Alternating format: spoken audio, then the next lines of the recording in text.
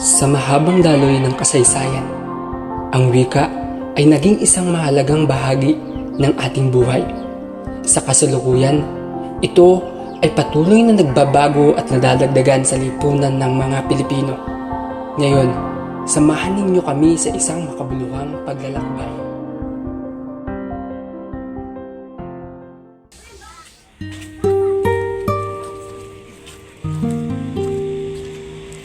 Juanito, halina't pumasok.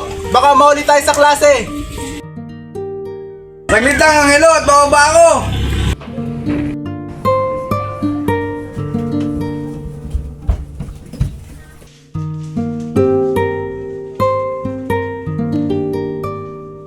Tay, ano po? Tay, manunod mo na po. Mag-ingat kayo. Nakilala natin ang dalawang kaibigan mula sa dekada 50, sina Juanito at Angelo. Uy, Juanito, sabay na ako sa inyo patungo sa paralan. Kanina ginawa. Isang panahon kung saan ang wikang pambansa ay simple at hindi gaanong naapektuhan ng globalisasyon. Wala nyo! Baka mahuli tayo sa klase. Magandang umaga sa inyong lahat. Magandang umaga din po, Ginang. Oh, mahuli na naman kayo. O sige, magsuupo na kayo. Salamat po, Ginang. Sa araw na ito, gagawa tayo ng tula. Ginang, ano pong klaseng tula? Ang inyong gagawin ay kung ano ang naiisip nyo na mangyayari sa mga susunod na henerasyon patungkol sa ating mga wika. Juanito, Nakukuha nyo ba ang aking sinasabi? Mamayang hapon, tayo nang pumunta sa ating pista ng bayan. Kaibigan, tumahimik muna kayo. Hindi kong pakinggan ang sinasabi na ating Ginang. Anong pinag-uusapan nyo dyan? Makinig muna kayo sa aking sinasabi. Opo, Ginang. Pumaroon na kayo sa Silidaklatan upang makakuha ng ideya patungkol sa inyong gagawing tula. Opo, Ginang. Juanito, huwag na tayo pumunta sa Silidaklatan. Tiyan do, sumama ka na sa amin. Mauna na ako, kaibigan. Pupunta pa ako sa Silidaklatan. Eh sige. Juanito, tayo magmadali at baka tayo mahuli sa piyesta ng bayan. Ngunit isang araw, habang sila'y nagmamadali papuntang pista ng bayan, sila ay may nabanggang isang matandang babae na may hawak na aklat. Ha? Nasaan na yung matanda dito? Ito naglaho. Juanito, paano kaya itong aklat na to? Paano natin ito may babalik sa matanda? Dahil sa kagustuhan Tara ng sa pista. matandang babae Baka sakali doon natin na may makita yung matanda. pakita sa kanila ang hinaharap, sila ay biglang napadpad sa hinaharap. Ha? Asan na kami? Ba't ganito ang lugar na to? Ang daming tao at may mga kakaibang pailaw-ilaw dito. Saan lugar to? Ano yung mga to?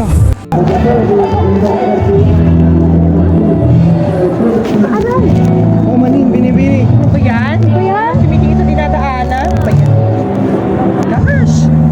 Super yan, TV Lies. Ano ba yan? Pagpagpanin niyo na po yung aking kapitan. Hindi po niyo sinasadya na kayo mabuti. Uy, niya, di ba pinagsalita yun? Ang weird. Alam, ang weird yun naman. Bakit naman ganyan kayo magsalita? Ano ba yan, girl? 2023 na, oh. Hello! Paumanhin po. Ano yung bibili? Nalilito na rin ako sa mga pinagsasabi niya. Hindi ko alam kung ano yung mga sa ganito ito. Kaya, ano kaya ito? Saan ba tayo? At sino yung mga yan? Hindi ko nga din alam kung ano nangyayari sa atin ngayon. Baka siguro sa pagkahulog ng matanda, itong libro na to. Taga-where ba kayo? True. Taga-san ba kayo? Like, very, ba't ganyan yung pagsasalita niyo? Very pang ano? Very 90s ka, no? Very old, yeah. Very old. Ha? Hotdog! Ba't naman ka? Kaya nga, nalilito na rin ako. Hindi ko maintindihan. Baka rin sila. Ano kaya ito? Ang tinutukoy ko, taga saan ba kayo? True. Binibini. Kami taga-bonbon. Taga-bonbon. La! Wait lang. Hindi ko alam yun. Familiar ata yun. Ay, yeah, very familiar siya actually. Parang napagkaralan natin yun sa history, ano? Sa history. Parang, ang tagal na nun at Bonbon. Eh, di ba dating tal yun? Di ba dating tal yun? Ikaw ba? Oo, like noong 1960 something like that na napagaya natin sa history, parang na-change yung dating pangalan ng Taal, naging pangalan ng dating Taal na Bonbon. Taal na siya ngayon, yeah. Tagal na talaga yun. Ang layo nyo, ba't May may kasama ba kayo? Kayo lang. Kami lang po binibini. Paumanhin mga binibini at ginoo. Hindi namin sinasadya ang aming pagkapos sa inyo. Ay, ano na nga lang, tara, sumama na lang kayo sa amin, kumala. Bago yan. Let's take a selfie. True, with the great people!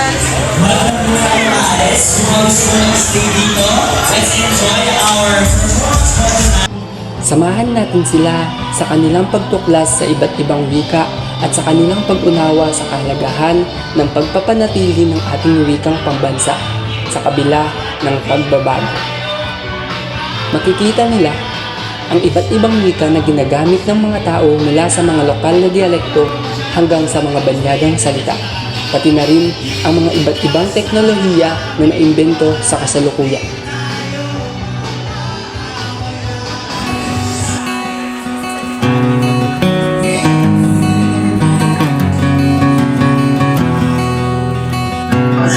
Dito! Ano yan? Ano ito mga ito? Medyo gabi na rin mga guys. Hindi na rin ako baka hinahanap na ako sa bahay. So, Kuya, yun ang mga ating babay mga bel. May matutuluyan ba kayo? Kaya nga. Wala mga binibini. Hindi namin alam kasi hindi namin alam itong lugar ito. Tara na lang, sumama na lang kayo sa amin sa apartment namin. Sige, binibini. Let's go.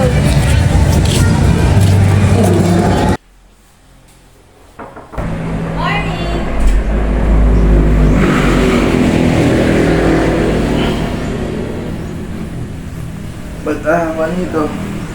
Maga na ba? Nakakapagod.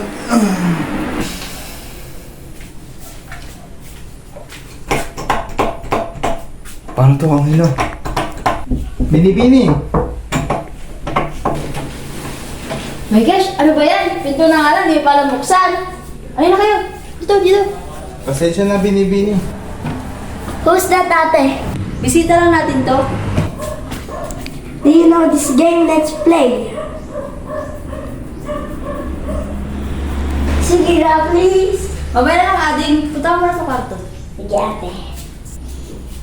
Tara mo na sa baba. Sunod kayo sa akin. Sige po, binibini. Ading, gusto mo yung pintuan? Okay. Okay, ikaw pala. Good morning. Pasok. So, ano palang gagawin ngayong umaga? Binibini, ginoo. Pwede nyo ba kaming turuan ng mga wika na ginagamit ko ngayon? Sure ba? Why not though? Ay, kuya, alam ko na. Ilibot ko na pala nila sa school. Ay, true. Para mas madali yung matutunan yung mga lingwahe namin. Lingwahe? Yung wika namin ginagamit din para mas madalian lang kayo. Sige, ginoo, binibini. Maraming salamat. Ay, mga pala. May kukunin pala akong David na yun. Okay. Okay na to? Ito nga pala. Yoyo. Sabay nyo na lang kayo magbili. Dito. Salamat, binibini. So, ayun, sa taas, room yun. Yun, gymnasium. Then, ayang mga yan, ilaw. Tapos yung wifi na. Yup. Ano yung wifi? So, yung wifi is yun yung ginagamit namin pang search sa internet, gano'n. Yung ginagamit namin pang chat, gano'n. Kumaga parang siya yung pinagkukuha namin information. Ganun. Truth. Alam niyo ba yung mga binibigay sa Ginoo, matagal lang salita sa amin yun. Ngayon, naibahan na yun, napalitan na. Usually hindi na namin siya ginagamit yung mga ginoo-ginoo, gano'n. Kasi kung parang masyadong formal na siyang Tagalog. Usually ang ginagawa na lang namin is ate, kuya, gano'n. O kaya, miss, Mrs. or Mister, yun na lang ang ginagamit namin ngayon. Hindi na kayong katulad nung ang ginagamit namin is mga ginoo-ginoo. Gano'n. Very old na kasi siya talaga. Ako, di ba may mga word na nabuo na ngayon? So may mga naburing kami mga slang words ngayon katulad ng omsim or mismo, gano'n. Omsim, gano'n siya. Or Or yung kagabi, yung hotdog, gano'n na hotdog yun. yan. So, usually, ginagawa lang namin yun, kumbaga, parang pambarada, gano'n. Kasi kumbaga, na-explain na namin, tapos hindi naiintindihan, kumbaga, hotdog, gano'n. Hotdog lang siya, gano'n. Ganun lang namin siya. So, ayan, I hope na sana na-enjoy niyo yung stay niyo dito sa school. Ayan, so, I hope na, din, natutunan din kayo sa school namin ngayon. So, I think this is it. Uwi na rin ako, Be, kasi ang dami ko pang gagawin sa school. Ang dami ko pang schoolwork. Sino naman ang buhay ng bakla? Art, maraming ganap. So, Ingat, Ginoo. Ginoo, yun yung matanda. Oo nga, kailangan natin ito may balik. At baka siya ang dahilan ba't tayo napunta dito. Tara, ating habulin. Wait lang. Bini-bini, maraming salamat nga pala sa aming mga natutunan ng mga bagong wika ngayon at sobrang pasasalamat namin. Sa kanilang paglalakbay, matututunan nila na ang wika ay hindi lamang isang paraan ng komunikasyon, kundi isang simbolo ng ating kultura at kasaysayan. Ikaw hinahanap. Sa inyo po atang libro to. Pinagkaloob ko sa inyo ang libro ito upang may matutunan kayong aral tungkol sa wika. Ganun po ba, Manang?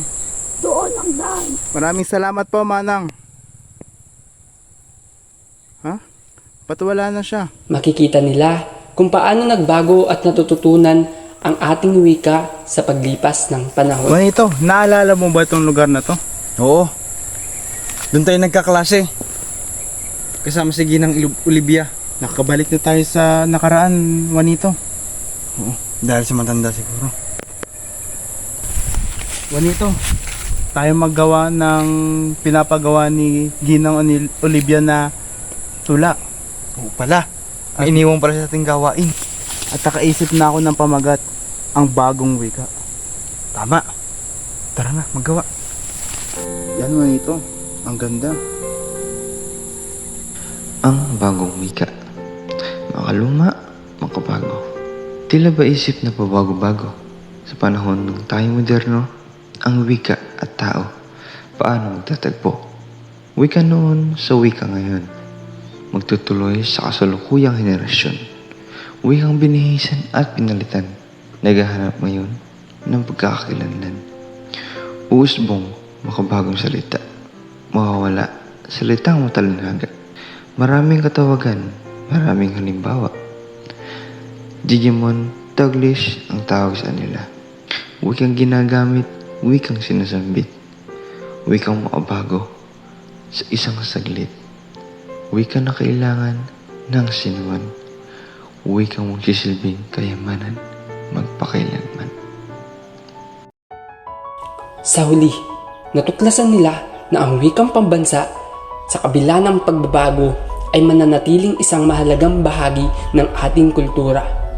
Ito ang magpapatunay sa kabila ng pagbabago, ang ating wika ay patuloy na magiging simbolo ng ating pagka-Pilipino.